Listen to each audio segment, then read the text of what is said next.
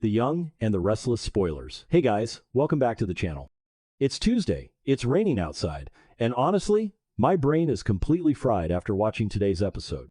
I've been staring at my screen for an hour trying to figure out how to even type this out. Grab a coffee or something stronger because we need to talk about the absolute insanity that just went down on The Young and the Restless. And I mean absolute insanity. I am still shaking a little bit because they actually did it. I keep thinking maybe this is a dream sequence. Maybe Jack is just having a nightmare while in a coma. But no, it looks real. It looks horribly, terrifyingly real. Jack Abbott is dead. Yeah, you heard me. Jack Abbott. Peter Bergman, the legend, the patriarch, the man who has been the beating heart of the Abbott family for decades. Dead. And the way it happened? The way they decided to take him out? I am so mad. I am so mad, but also I can't look away. It was so messy and so tragic and just, wow. Let's just break this down because I need to vent and I know you guys need to vent too. So let's go back to the yacht. Last week we saw Patty Williams cornering Jack. She had that sick, twisted blackmail scheme going on. She showed him the picture of Diane in that padded cell looking completely out of her mind. Patty basically told Jack that if he wanted to know where his wife was, he had to sleep with her. She wanted to recreate the magic they had on the yacht all those years ago. Which, by the way, ew. Just ew. Stacy Haiduk is an incredible actress. She plays crazy so well, but this was just next level unhinged. Jack obviously wasn't going to go through with it.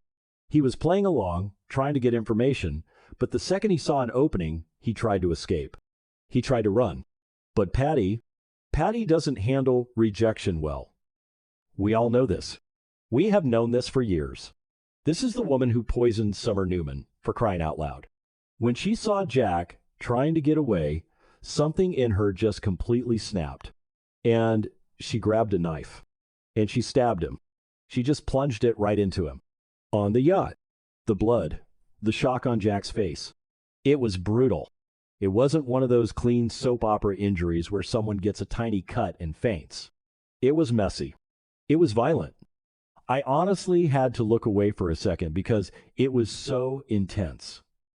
Jack collapsing on the deck, grasping at his side, while Patty is just standing there in this absolute state of manic delusion. What was she thinking? Did she think stabbing him would make him love her? I mean, it's Patty. So her logic is completely broken, but still. And then we get the hospital scenes. The rush to Genoa City Memorial. The doctors shouting about massive organ damage. It was a bloodbath. They rushed him into major surgery. And for a minute, I thought, okay, it's Jack Abbott. He's going to pull through. He always pulls through. He survived so much worse, right? Victor has done worse to him, and he walked away. So I'm sitting there, watching the monitor, thinking the writers are just giving Peter Bergman some juicy material for his Emmy reel next year. Let me back up a bit and talk about the hospital waiting room scenes, because they were honestly a masterclass in soap opera angst. The lighting was all harsh and sterile, and you could practically smell the bleach through the screen. Kyle was pacing back and forth, just wearing a hole in the floor. You could see the absolute panic setting in. And Billy Abbott, running through those double doors.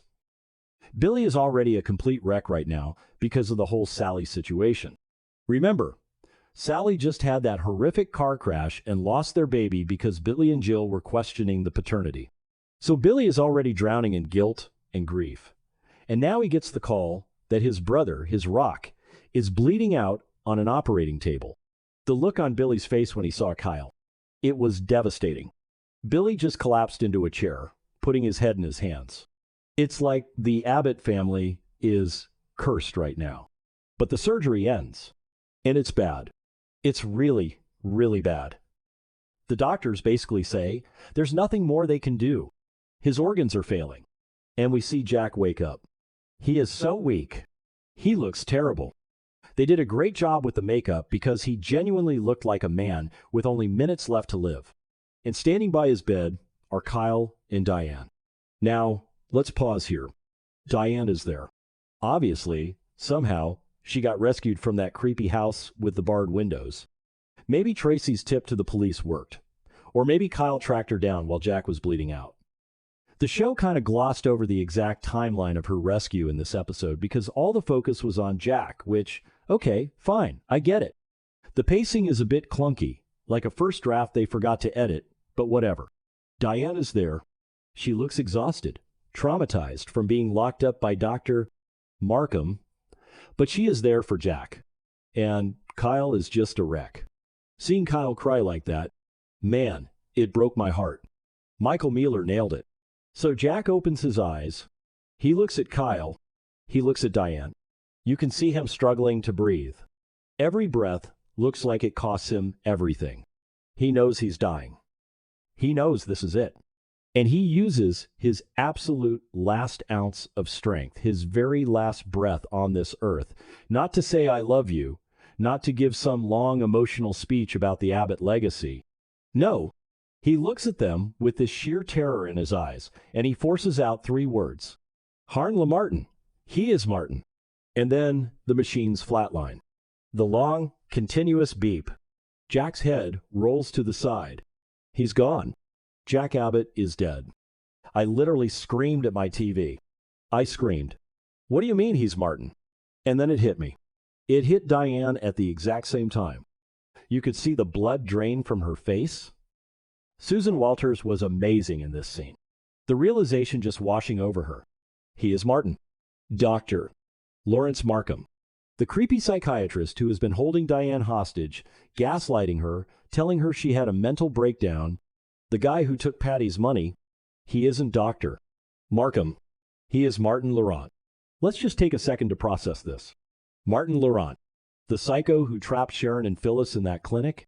We all thought he was locked away or transferred to a mental health facility. But no, he got plastic surgery, which, by the way, makes so much sense now. Remember a few weeks ago when we were all speculating on Twitter? We said, hey, Patty Williams knows a thing or two about plastic surgery. She literally stole Emily Peterson's face years ago. So of course she would help Martin do the exact same thing. She helped him change his face to look like this doctor. Markham. It is so twisted. It is so perfectly, disgustingly Y&R. Think about the books Diane found in that room. The books by Dr. Alan Laurent. That was the clue. The writers actually planted that seed episodes ago, and I feel so stupid for not putting the pieces together sooner. We saw Diane looking at those books on the shelf, and we all just thought, oh, it's a nice little Easter egg. A nod to the Laurent family? Nope. It was a giant, flashing neon sign that Martin was back. And he didn't just come back, he completely altered his face. But think about what this means for Diane. She just escaped this guy. She thought she was free.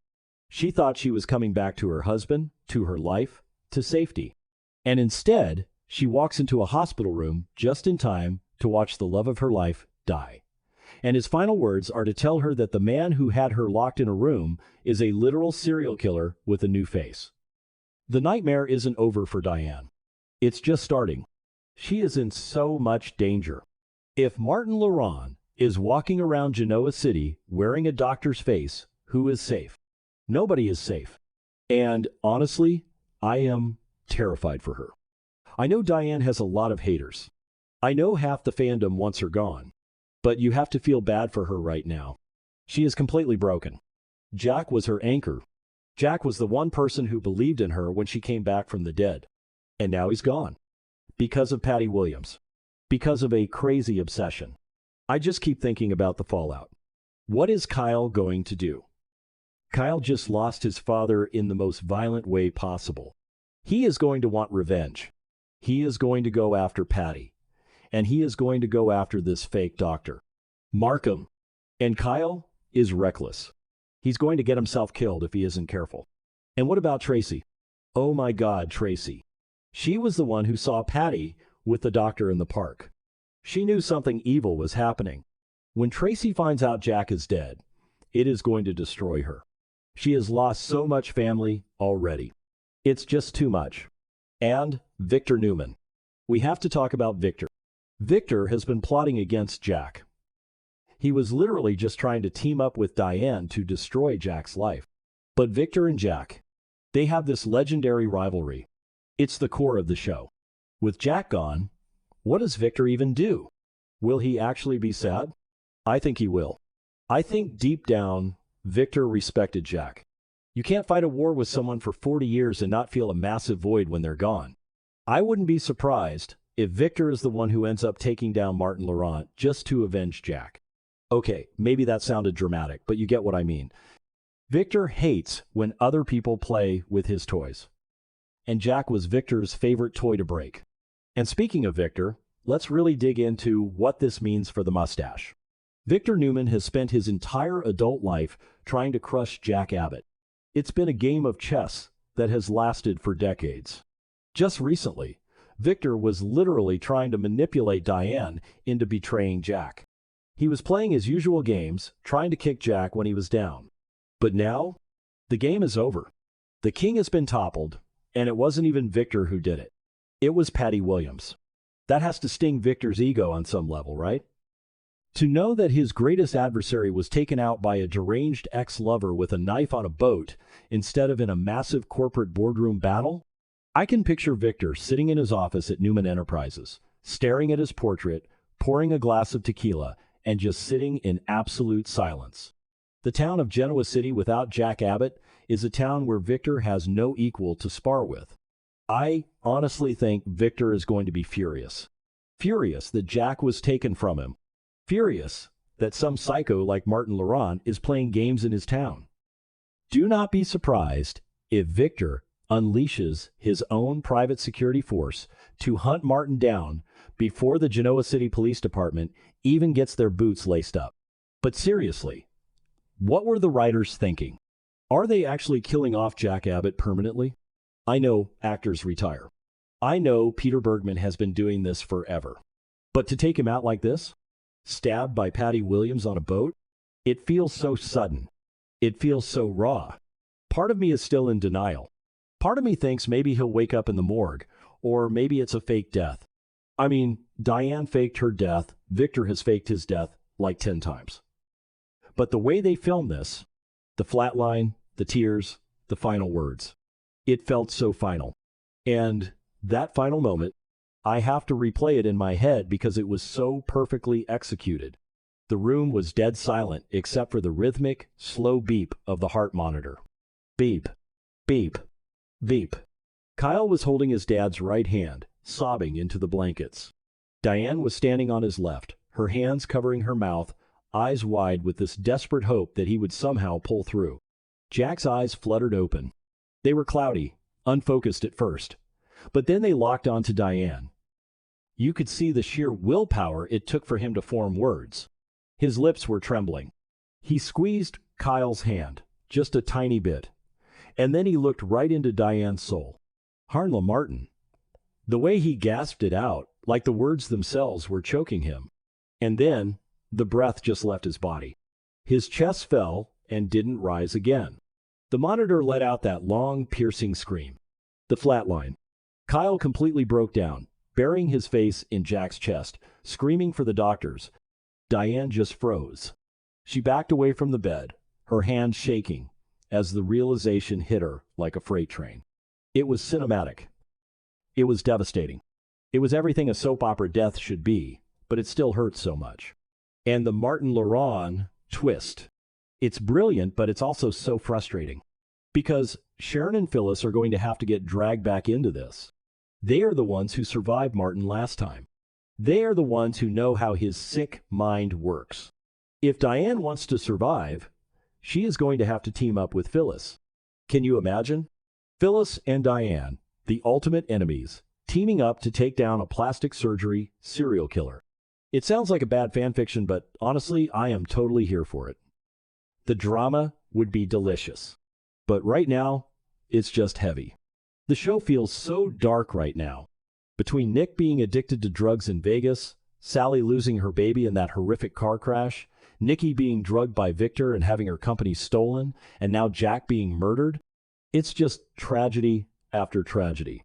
It's a lot to process. Sometimes I wonder why I watch the show when it just makes me stressed out, but then they do a twist like this and I'm hooked all over again. Okay, I think I've officially talked myself into a circle. I am emotionally exhausted. I need to go touch some grass, maybe drink a gallon of water, and try to forget that my favorite soap just killed off a legend. Make sure you hit that subscribe button if you haven't already, because we are going to be covering every single second of this fallout. You guys are the best. Thanks for letting me rant, and I will see you in the next one.